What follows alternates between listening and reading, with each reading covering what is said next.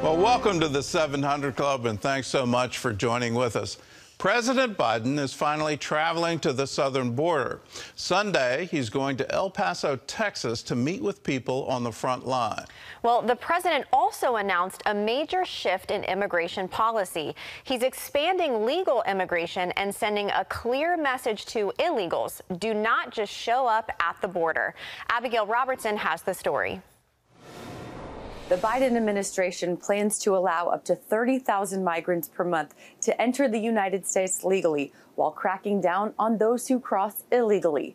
The new policy includes migrants from Haiti, Venezuela, Nicaragua, and Cuba.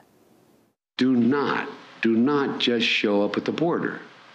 Stay where you are and apply legally from there. According to Biden, these four countries account for the majority of those traveling through Mexico and entering the U.S. illegally. And until Congress passes the funds, a comprehensive immigration plan to fix the system completely, my administration is going to work to make things better at the border using the tools that we have available to us now. Those who qualify for asylum must have a sponsor in the United States, undergo rigorous background checks, apply from outside the U.S., and not attempt to cross illegally. This new process is orderly, it's safe, and it's humane, and it works. Matthew Sorens from World Relief says he's concerned with parts of the new policy. And some of what President Biden is proposing is actually very troubling because there will be people who don't qualify for this new program who nevertheless are fleeing persecution and ought to have the right to seek asylum. Doesn't mean they get to stay necessarily, but they have the right to due process under U.S. law, and we shouldn't be rolling back those protections. According to a 2022 Lifeway research study, there is widespread evangelical support for comprehensive immigration reform. 4 to 5 evangelicals say they want Congress to act on a bipartisan basis to allow Dreamers to pursue citizenship, to ensure that we have more secure borders, and also to address the workforce issues, especially in agriculture, that are driving up food costs. Sorens agrees with the president that the solution to the broken system is a bipartisan bill to address urgent immigration issues. We do need a bunch of new resources at the border, both to ensure that our government apprehends individuals seeking to enter the country unlawfully, which it has not consistently been able to do in the last few years, but also to adjudicate asylum requests, people who are showing up at the border, not running away from the Border Patrol, but seeking the asylum under the terms of U.S. law. And right now we just we're so far from having the capacity to actually adjudicate those cases that people are waiting on average more than 4 years for a decision. President Biden says he's willing to sit down with anyone who in good faith wants to find a solution to fix the broken immigration system. And he argues he wants to see immigration once again become a bipartisan issue. Reporting from the White House, Abigail Robertson, CBN News. Well, I will have to say it's about time the administration got into gear about the immigration problem, because we're seeing millions. What he's proposing is just, between 300,000 and 400,000. But the surge of immigration under his leadership has been overwhelming, and we're now approaching 3 million crossing the border on a yearly basis. To say, okay, we're going to handle 10% of that in a different way just really doesn't solve the problem at all. I'm glad he's finally calling for Congress to act, but where was that last year? Where was that the year before? And I remind everyone he had complete control of Congress at that point in time, and there could have been comprehensive immigration reform. The likelihood of Republicans and Democrats getting together right now to do something, I just don't see it, but I hope they do. And I'm one of the ones that, yes, Dreamers, the children born and outside the United States, but coming into the United States, or children of illegal immigrants born here. All of these things need to be solved, and be solved very quickly. In other news, doctors say NFL player Damar Hamlin is showing remarkable improvement. And if you don't know this story, I don't know where you've been this week, because he collapsed last Monday night in a game in Cincinnati. He turned the National Football League into the National Prayer League, and it's great to see an answer to prayer. Ephraim Graham has that story from the CBN Newsroom. Ephraim? Gordon, indeed, an answer to prayer. Hamlin began to wake up Wednesday night. Thursdays, doctors shared he'd started to communicate in writing with his family and others.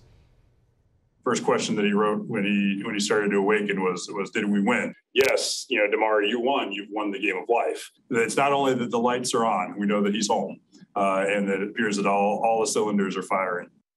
Doctors say Hamlin's neurological function is intact, meaning he can follow commands and move. That marks a really good turning point in his care. After Hamlin collapsed Monday, his Buffalo Bill teammates prayed on the field, people around the country swiftly joining in, lifting Hamlin up to heaven. The good news about Hamlin's recovery came as the Bills returned to the practice field yesterday, with Coach Sean McDermott making it clear the Bills are still praying for their teammate. We continue to pray for them during this time, and Damar is and remains our #1 concern. Hamlin remains in the intensive care unit at the University of Cincinnati Medical Center as people across the country continue prayers for his speedy recovery. Turning overseas now, one of the oldest Christian cultures in the world, Armenia, faces a potential human tragedy as tensions rise with the neighboring country of Azerbaijan. Experts worry about what's ahead because of the deadly fighting and a blockade that cut off food and important resources. Billy Hallowell has the story. There is no time to wait and to allow the next genocide, because this is genocide. That's how Dr. Bayana Sukhudyan describes the situation in Nagorno-Karabakh, a small, landlocked region between Armenia and Azerbaijan. For decades, deadly battles between Armenians and Azerbaijanis have raged there, and a recent blockade has reignited those tensions. The last big war in Karabakh happened in 2020, and at that time, Azerbaijan conquered most of the territory all around the enclave, and so there's only one road that connects the 120,000 Christians who live in this enclave to the rest of the world. And it's protected by a Russian peacekeeping force. On December 12th, Azerbaijani protesters reportedly blocked that road, known as the Lachin Corridor, preventing food, medicine, and other basic transport in or out of Nagorno-Karabakh. I'm a pediatric neurologist. Together with my colleague, we saw many children with epilepsy who have to take anti-seizure drug to get free of seizures, but now there is shortage of these drugs. And not only these drugs are not available, but also some painkillers and antibiotics, as well as hormonal therapy, which is very important in acute situations. In addition with that, there is shortage of baby formulas. The blockade sparked immediate condemnation, with critics across the world calling on Azerbaijan to halt the obstruction. Ruben Vardanyan, Minister of State for Nagorno-Karabakh, believes the region's most recent battles stem, in part, from a clash of worldviews. One conflict is a democratic country against the non-democratic, autocratic country, because in Azerbaijan, everybody knows we don't have a democratic system, and we all know their own citizens, Azeris, they don't have a right to human rights. With both Armenia and Azerbaijan laying claim to this land, the dynamic is complex. Armenia gained control in the early 1900s, and then a 2020 Russian-brokered ceasefire handed Azerbaijan newfound control. Joel Veldkamp is among those who worry the worst is yet to come for Armenia, one of Christianity's oldest communities. I think this is probably the prelude to an Azerbaijani armed attack on Nagorno-Karabakh. And if that happens and Russia does not step in, Armenia is probably not strong enough to stop them from conquering the whole region. There will be massacres, and at the end of it, this land, which is the ancient homeland of the Armenian people, this is where their alphabet was designed, it has some of the oldest churches in the world, will be completely destroyed. This is Billy Hallowell for CBN News. Here in the United States and in other countries, as the new year begins, resolutions are usually a big subject. For many Christians, spending more time in the Bible tops that list, including reading it all in a year. As Wendy Griffith reports, many resources are available that can help turn that resolution into a reality. It's a big book, and for Christians, it's the most important book that we ever read. But for many, it can also be the most challenging, especially if you want to read the entire Bible in a year. Actress Patricia Heaton reached that goal in December. And I finished it today. I can't believe it.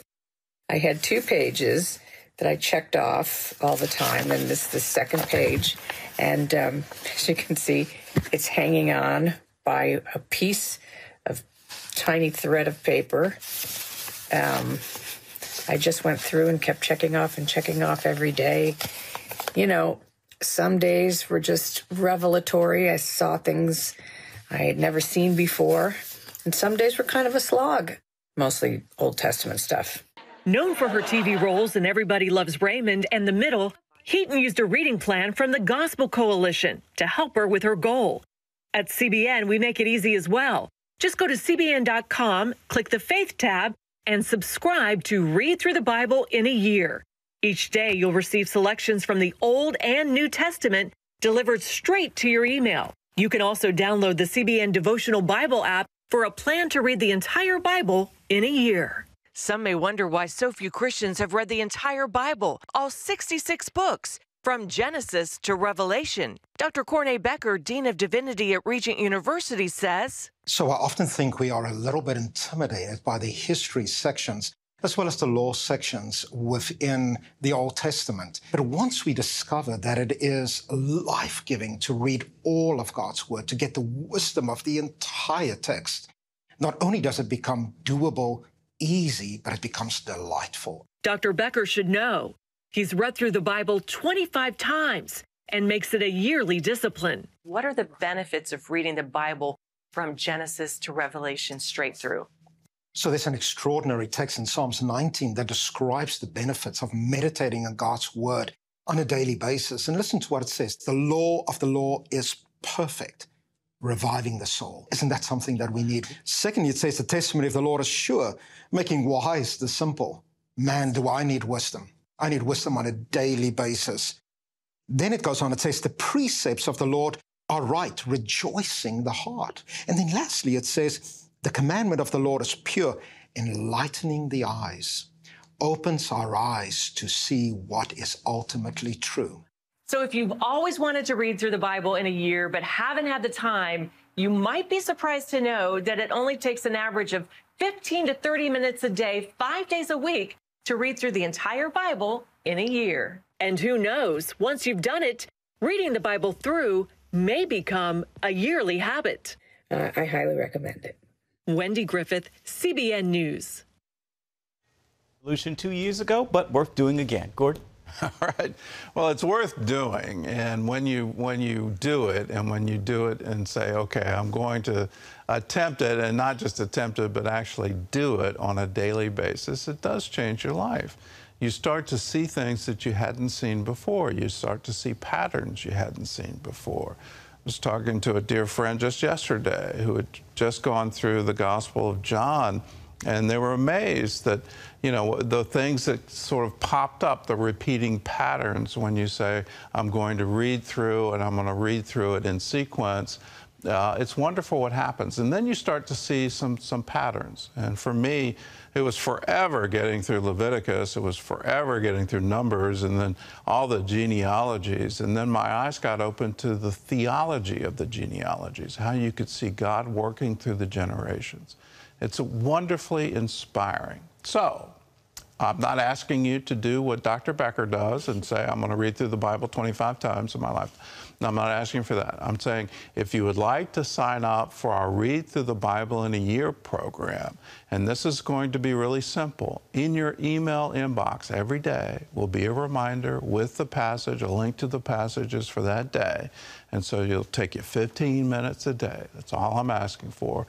We'll make it easy for you. So if you'd like to have the Bible in a Year program, go to cbn.com. There's a place where you can click on the link Faith at the top of the page, and then on the Faith page, scroll down to the right-hand side and click on Subscribe under Bible Reading Plans.